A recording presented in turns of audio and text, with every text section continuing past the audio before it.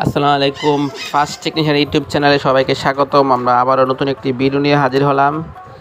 Video হচ্ছে Samsung JS6 plus, ঠিক আছে। সেটটা টাচ সামনে নষ্ট হয়ে গেছে, টাচ লাগাইছিল তো আইসের কাস্টমার, ঠিক আছে। এখন টাচ চেক করলাম, টাচ ভালো আছে। কাস্টমারে বললো যে গ্লাস লাগাবে, ঠিক আছে। এই মুহূর্তে গ্লাসটা কীভাবে লাগাবো তাহলে, যেহেতু আমরা নতুন টাচ লাগাইছি, নতুন টাচ লাগালে তো গাম মারতে হয়, তাই না? গাম মারলে তাহলে তো গ্লাস লাগানো সম্ভব না, ঠিক আছে।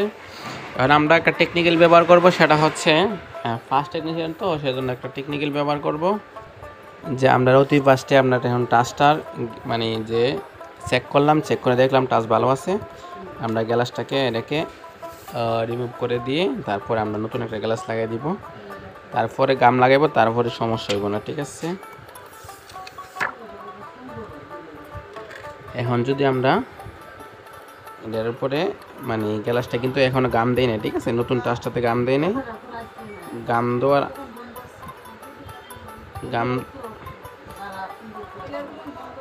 গাম আছে না, গাম দেওয়ার আগে এটা আছে আমরা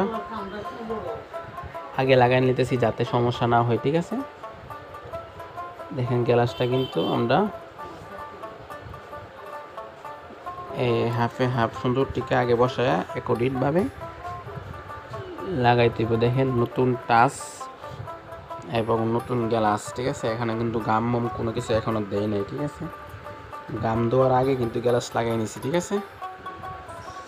এরকম টেকনিকগুলো কেউ বলবে না, ঠিক আছে। আপনাদেরকে এই ফার্স্টে বলা হলো, আবার ভাববেন না যে ওইটাতে গাম লাগাইছি। দেখেন এই দেখেন আলগা, ঠিক আছে।